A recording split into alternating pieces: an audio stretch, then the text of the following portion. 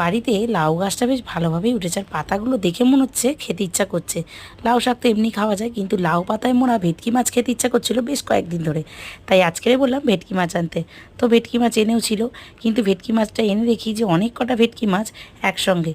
কিন্তু এত কটা ভেটকি মাছকে আমি কীভাবে পাতুরি করব লাউ পাতায় মুড়ে বুঝতে পারছিলাম না, ভয়ই পেয়ে গেছিলাম। তাই জন্য একটা বুদ্ধি অ্যাপ্লাই করলাম।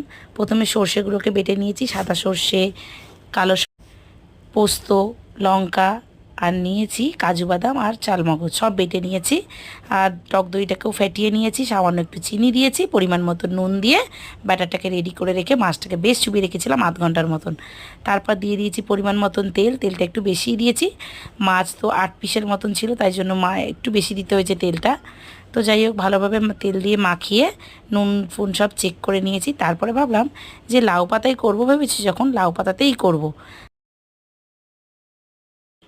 তারপরে আমি যেই গামলিটায় করবো ভেবেছি সেই গামলিটাতে লাউ পাতা বিছিয়ে নিয়েছি, বেশ 3-4টে, নিচে নিয়েছিলাম বোধহয় 5-6টার মতন, আর ওপরেও চাপা দেবো, তার জন্য লাউ পাতাগুলোকে তলায় পেতে নিয়েছি আর তেল দিয়ে দিয়েছিলাম সামান্য। লাউ পাতা পেতে মাছগুলোকে একটা একটা করে দিয়ে দিয়েছি, দিয়ে আর ওপর থেকে যে ব্যাটারটা করেছিলাম সেটা দিয়ে দিয়েছি। তো দেখো, ভালোভাবে মাছগুলোকে দিয়ে দিয়েছি। মাছগুলো যেহেতু আধ ঘন্টা চোবানো ছিল, মশলায় ভালোভাবে ঢুকে গেছে, নুন সব মশলাই ভালোভাবে হয়েছে।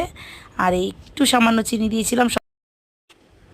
আর মাছগুলোকে ভালোভাবে পেতে দিয়ে ওপরে কাঁচা লঙ্কা দিয়েছিলাম, কারণ কাঁচা লঙ্কাটা বাচ্চা খাবে বলে খুব একটা বেটে দিতে পারিনি, একটা দুটো বেটেছিলাম। ওপর দিয়ে কাঁচা লঙ্কা দিয়ে তেল দিয়ে দিলাম। আর এবারে এর ওপর দিয়ে দিয়ে দেবো আরও 3-4টে লাউ পাতা চাপা দিয়ে, আর একটা চাপা দিয়ে একটা কড়ার মধ্যে জল দিয়ে, বেশ কিছুটা পরিমাণ জল দিয়ে এই গামলিটাকে বসিয়ে 20 মিনিট থেকে আধ ঘন্টা মতন ভাপালেই রেডি হয়ে যাবে লাউ পাতায় ভেটকি মাছ। তো এটা লাউ পাতা একটা একটা করে মুড়েও, কিন্তু আমি আর ট্রাই করলাম না যদি নষ্ট হয়ে যায়। তো এইভাবেও ভালোই হয়েছিল খেতে।